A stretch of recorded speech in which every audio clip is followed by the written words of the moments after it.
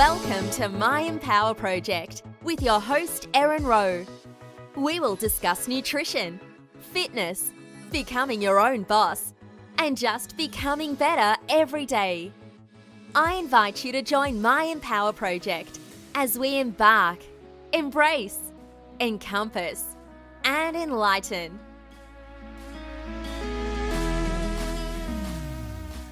This is a continuation. I recommend you go back to listen to part 1 where the Glam Belle discusses breast implant illness. Here in part 2, Brandi is going to share some social media tactics, also her work and her work-life balance. There may also be a part 3 uncut, so enjoy.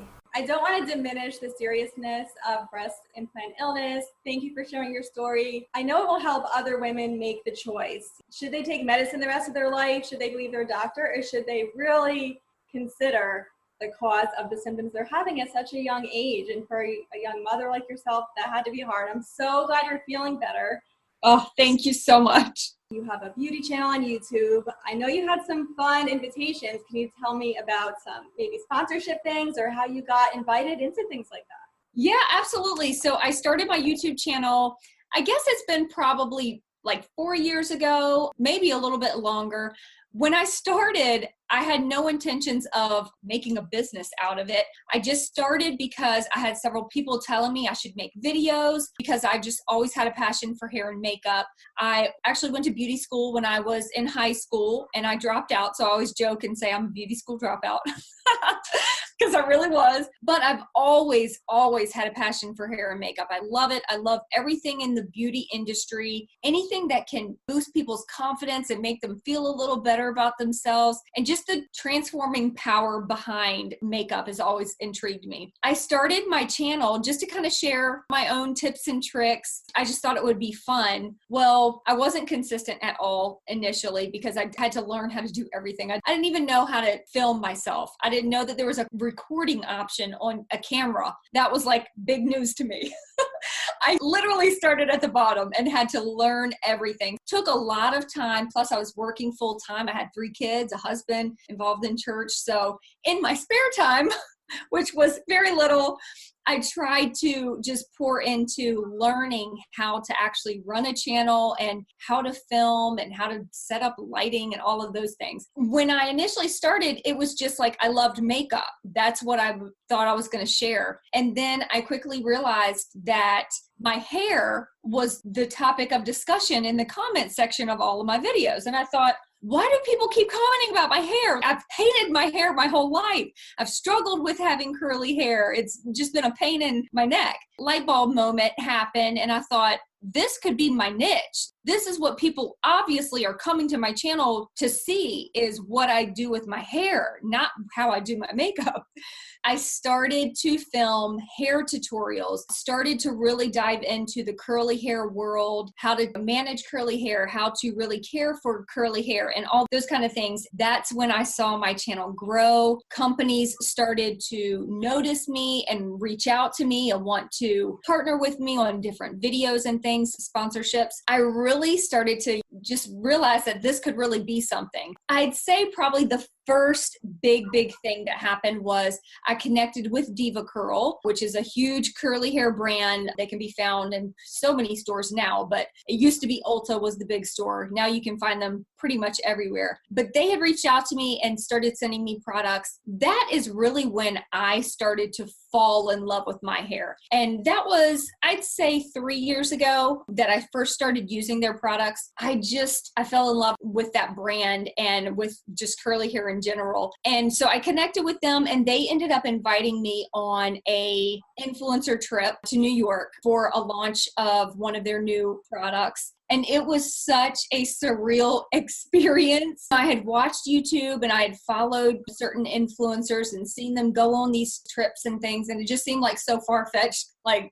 that will definitely never be me, but it's cool to watch them really have that kind of success. It was so surreal. And I got to meet a lot of the biggest curly hair influencers on YouTube, connect with them on a personal level, become friends. There's so many amazing people that are on that platform. platform. And so you just create these friendships. It's really, really neat. So Diva Curl was my first big influencer trip, I guess you could say. Then a really, really cool thing that happened was last November, I guess, when I was working with Influencer. And if you don't know what that is, it's a company that will send you products to give your honest review on. And they kind of look at your social media and your following to see what your followers will like, what they want to see from you. Well, mine, they knew that my followers liked hair stuff. So they sent me a mystery product in the mail and basically said, will you post a little video using this mystery product and give your honest review and opinion of it? I knew it was a hair mask, but had no idea who the brand was or anything. So I was like, sure, that sounds like fun. And it's interesting since I had no idea what I was even using, right? I used it, followed the directions that they give you. They give you this little paper with 1, 2, 3, but it doesn't tell you anything else outside of that. Posted the video. Well, Influencer reached out to me and basically said they loved the video. The brand behind the mystery product loved the video and they wanted to use it for their social media. Would I give them permission? Absolutely. I was excited about that. I'm like, still don't know what I used, but sure, you can use the video. It was probably a few days, maybe a week after that, I got another email from Influencer that said, we're really excited to tell you that the mystery brand wants to use you in their upcoming commercial. I was like, okay, that's cool. Still didn't know what the brand was. And then it says, if you haven't figured out the brand yet, it's L'Oreal. My jaw dropped like to the floor. I thought, is this a joke? I read through the email probably 10 times, honestly. Because it says, if you haven't figured it out, the brand is L'Oreal. Please don't share this with anybody because it isn't public yet, but they want to fly you to New York on such and such dates to film for their commercial. I'm like, what?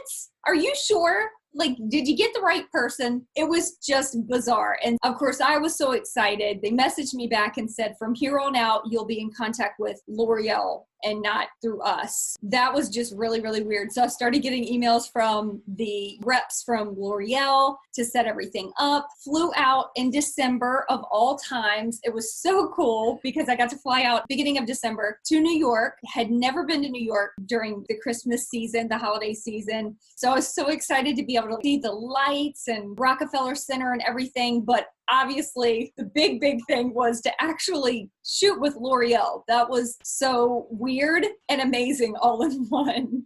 My oldest daughter came with me because I didn't want to go by myself. She came with me. I really wanted her to kind of experience the whole thing, for me to have those memories. It was just so neat having her there to kind of witness all of it and just to walk in to the filming studio and have the people that work for L'Oreal come up to me and know my name and thank me so much for posting a video and telling me, if you post anything, please tag L'Oreal. I'm just like, what?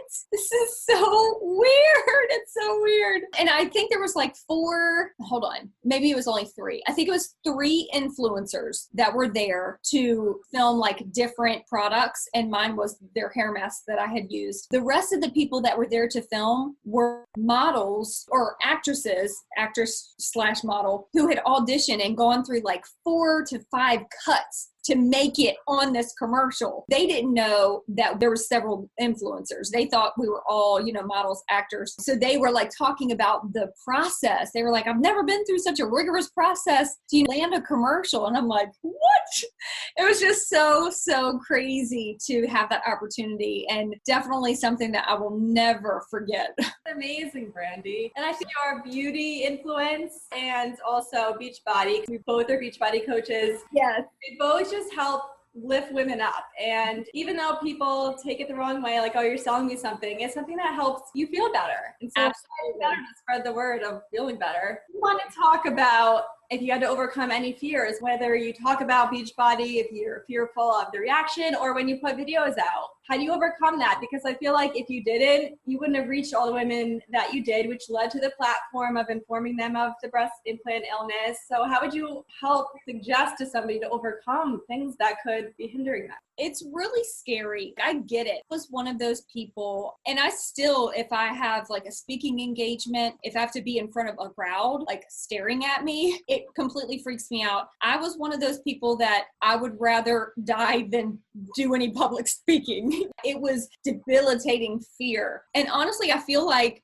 being on YouTube has helped me a lot with that. Just become more comfortable with who I am, because with YouTube, it's all about being yourself. Because if you're not authentic on YouTube, if you're trying to copy someone or be like someone else, they can see right through it. And you're not going to have an audience that's going to keep coming back. They want to know who you are. They want your goofy personality to come through and, all your quirkiness and all of that. So I feel like YouTube really helped me embrace just being who I am on any platform in front of any audience. I don't have to pretend like I'm one person when I'm in front of this audience and then I can be myself when I'm in front of this. No, I'm just going to be 100% myself all the time. And with Beachbody, that was something that I learned as well very early on, was be authentically you. Because if you're not, your audience can see right through it. And nobody wants to follow someone fake. They want to follow someone who's authentic. To get over the fear, I honestly feel like it's like you just have to face it. And I know that's cliche, but you just have to face that fear. If you have something that you're scared to post or a video that you're scared to put out there, you just have to do it. And it's almost like once you do it one time and kind of get it out of your system, it gets easier every single time. You hear people talk about it, public speak every single day, or pastors. My husband speaks every single week and he'll say, I'll get on one of your videos if you'll preach on a Wednesday. And I'm like, nope, And he's like, why? It's like with anything. If you do it a few times, you'll get used to it and it won't be as scary. I feel like just doing it is what gets you over that fear. And you get better and better and better. Everyone has to start somewhere. If you're starting out at anything, you're not going to be the best at it because you're just starting out. Michael Jordan wasn't the best basketball player when he was born.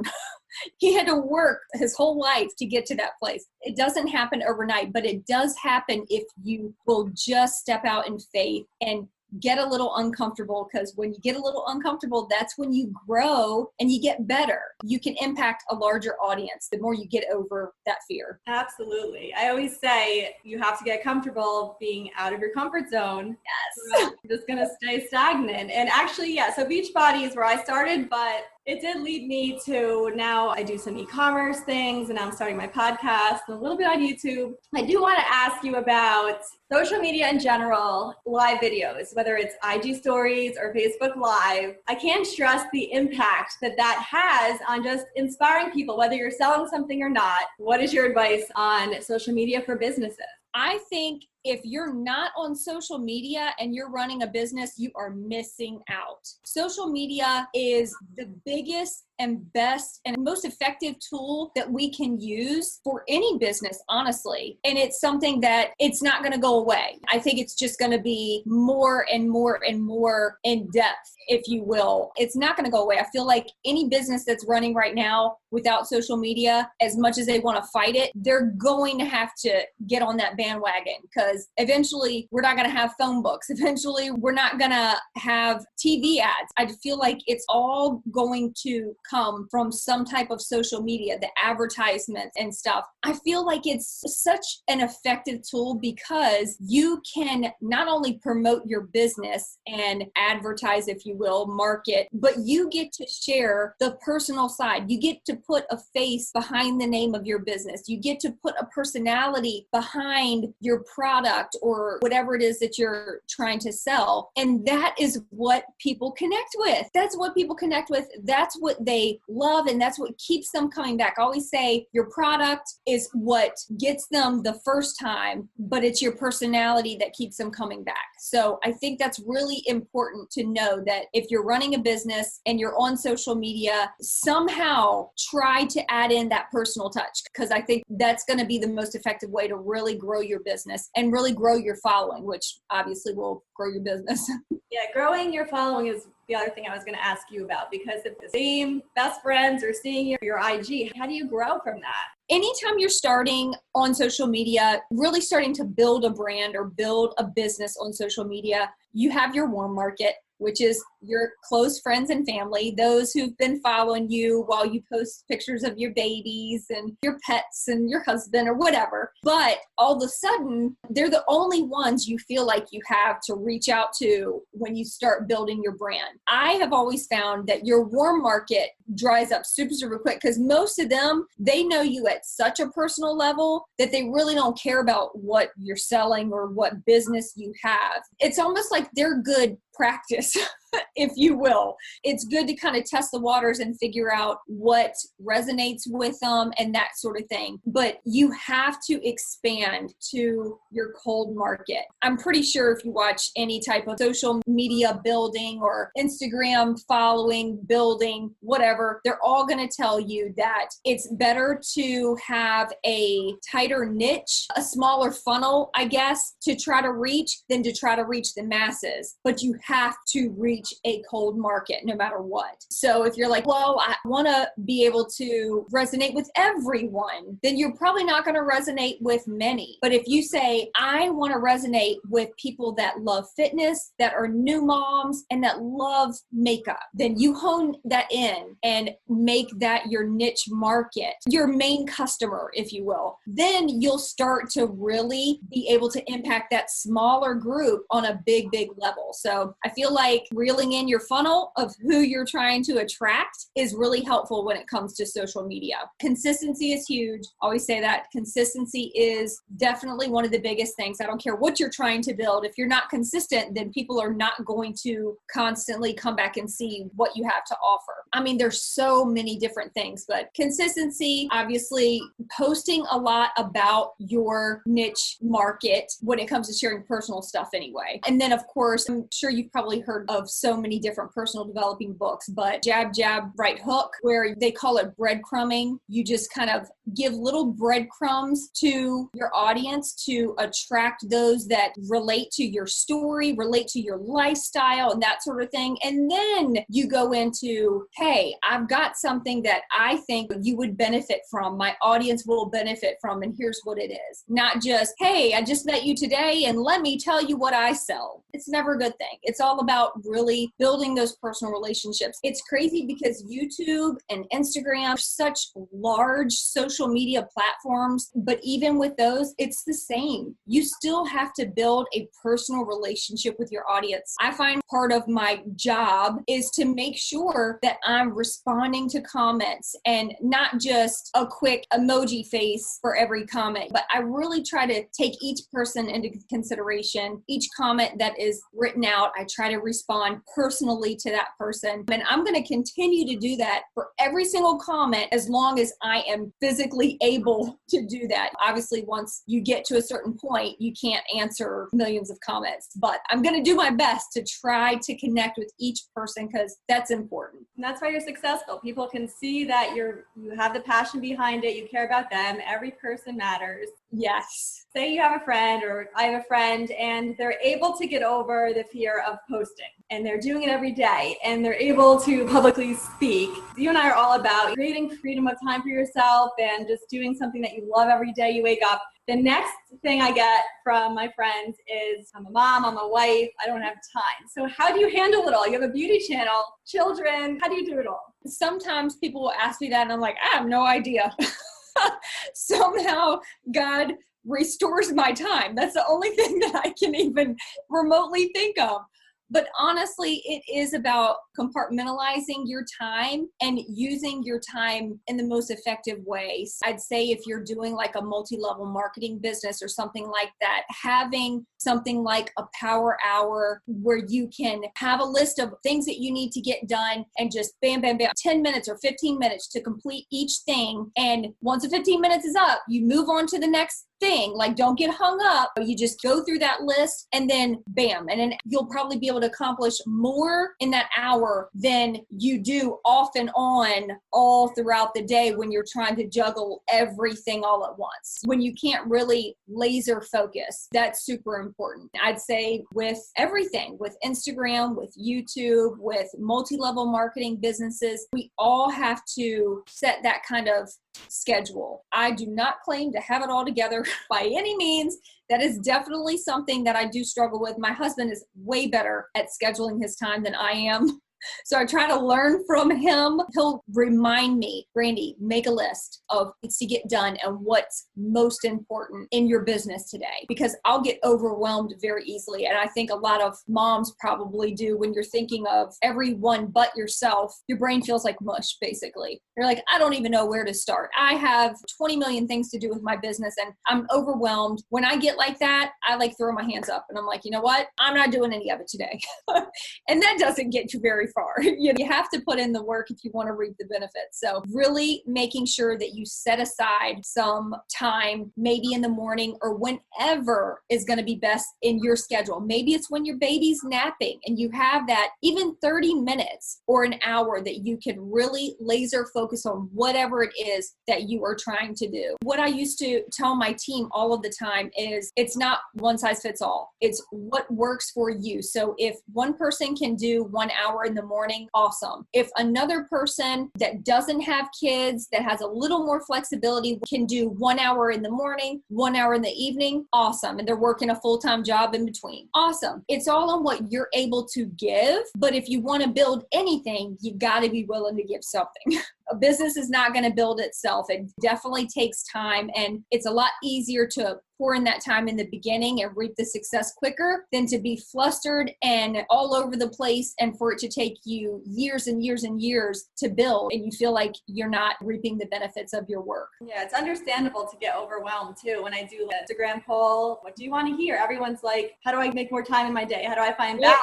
So I've been working with a team to create a calendar. It's free on my website where I've talked about the power hour you said, because that's the way to get things done. And so many things can get in the way of that schedule, but you have to stick with it. So I agree on that. And not just for your business. Here's what I used to do is I would have a power hour. Once I got my kids on the bus and all of that craziness, I'd take the first hour and get in my personal development reading. I would respond to messages. I would make new connections and do all those things. But then after that, I would have another power hour of house stuff. Like, okay, I'm going to wash 2 loads of laundry. I'm going to clean up my kitchen. I'm going to get rid of 10 items in a room that don't need to be there. And then that's it. But breaking it down into smaller, more attainable goals is the only way that I feel like I can accomplish it. Because again, if I get overwhelmed, I'm just like, forget it. I'm not doing anything. I'm just going to crawl in the fetal position and cry. I feel that way. Yes, exactly.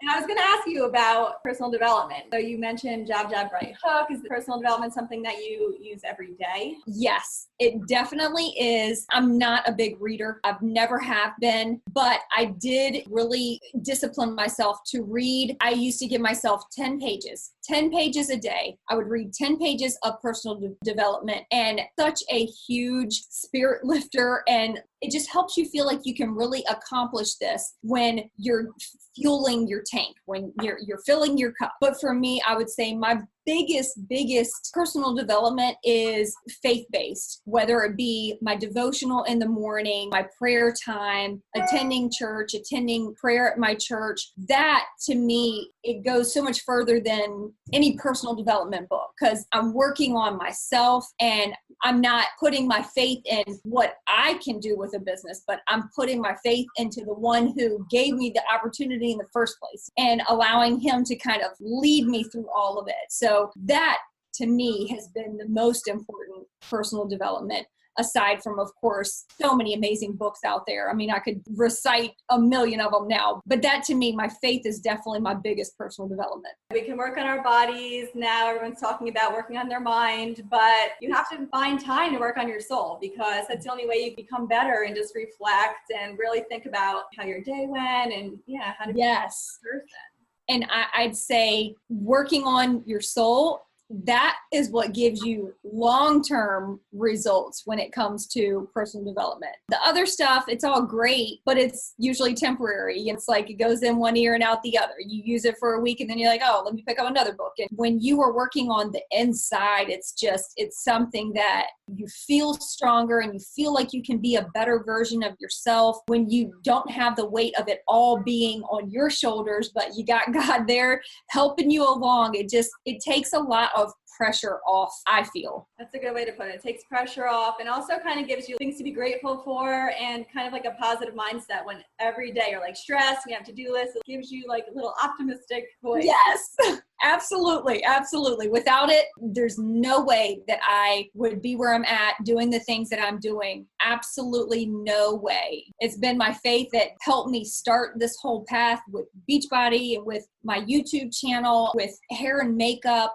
and just all of these things. Like I look back and I was in the medical field for over 20 years. I never thought that I would be where I'm at now, having the freedom that I have, working on my own schedule. I never thought that would even be possible for me. So without my faith, I would not be doing what I'm doing. Do you have a morning routine that you stick with? Is that something like every day you try to have a ritual? I try to definitely have my devotion time in the morning. Sometimes depending on the morning and depending on what's happening with my kids, it can get thrown off a little bit, but I've got a couple of apps that I like to use to kind of get my devotion in. Typically in the evenings, will read a little bit of scripture before I go to bed, just to kind of like decompress my mind, remind myself why I'm really here and that it's not about the stress that I'm in right at that moment. We all have stress every day. I try to make it a daily thing. I really do. You have to be intentional because if you're not, then it will never get done. And what I've noticed is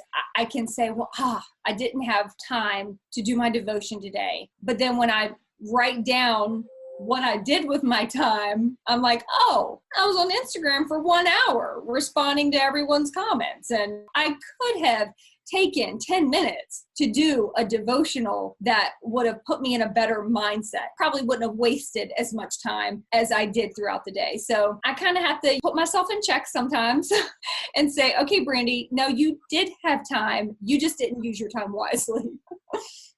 That's a common thing that happens though, is when you look back, you're like, did I prioritize or did I come up with something I'd rather do? Exactly. And we're all guilty of it. It happens. You can't have guilt about it. It's just like, okay, I realized that that's what I did today. I messed up. Tomorrow's going to be a better day. Try to be intentional about what you're supposed to do the following day. I have an app. I think it's called Sprinkle of Jesus. It'll send you scriptures, but it'll send you basically like faith-based quotes and almost like little reminders, and it sprinkles it throughout the day. And I love it because it never fails. I'll be in like a moment of just stress, feeling like, how am I going to get everything done? And then the little sprinkle thing will pop up on my phone and it has its own little sound. And it's like, I'll read it and it just hits nail on the head. And so I love that because it's a reminder throughout the day about the big picture, what really matters, because it's so easy to just lose focus and get lost in the stressful little details of life and lose focus of the big picture. So I love that. I love having everything on my phone, but it is sometimes important for me to kind of get away from the phone and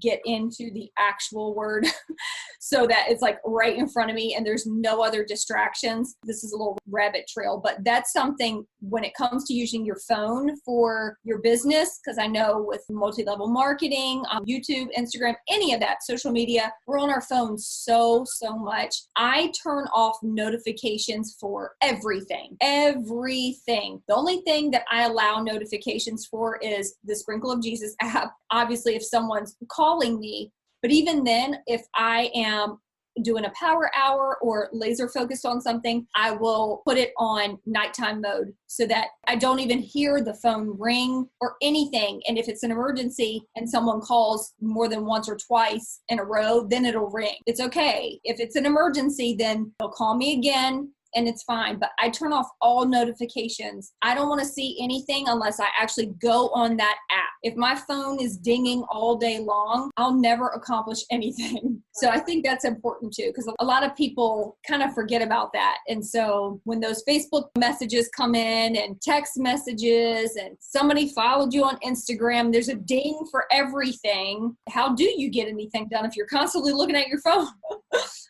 That's so true. Well, I'm so happy that you do put time into your followers and your audience and share hair, makeup, and all of your tips. So where can we find you on social media? Oh my gosh. Of course, you can find me on YouTube at the Glam Belle, and it's Belle. Just look up the Glam Belle and you'll see my channel pop up. You can find me on Instagram, the Glam Belle. I'm Snapchat, the Glam Belle. I kept it real simple. You can pretty much find me everywhere at the Glam Belle. And on Facebook, I have a public page, which, to be honest, I don't really use it that much because my personal page is public, because I use it for Beachbody and whatnot too. So I do a lot of my social media building more so on Instagram now, because I feel like that's where more of my target audience is. I'd say Instagram, YouTube, Snapchat, those are probably the biggest ones. That's pretty much it, I guess. And I'm sure if there's a new social media platform that comes down the road, I'll be on there too. Right. Who knows how we'll have time for it, but we got to keep up. I know. It's like you got to stay in the loop. This whole social media world, it's always changing and you have to stay ahead of the game. I invite you to tune into part 3. Brandi and I just talk for a few more minutes, and I just kind of ask her some things that I saw on her social media, and we just get to talking. Remember to go hear part 1 if you missed the breast implant illness story Brandi shared. And stay tuned for part 3. You can comment on these podcasts. Let me know if you like multiple part series like this. Thanks for listening. I'm so happy to have you as part of our posse and would love for you to comment with what topics you'd like to hear about next. You can find out more at myempowerproject.com. Tap that subscribe button so you don't miss out on the exciting guests and enlightenment to come. Have a fabulous day.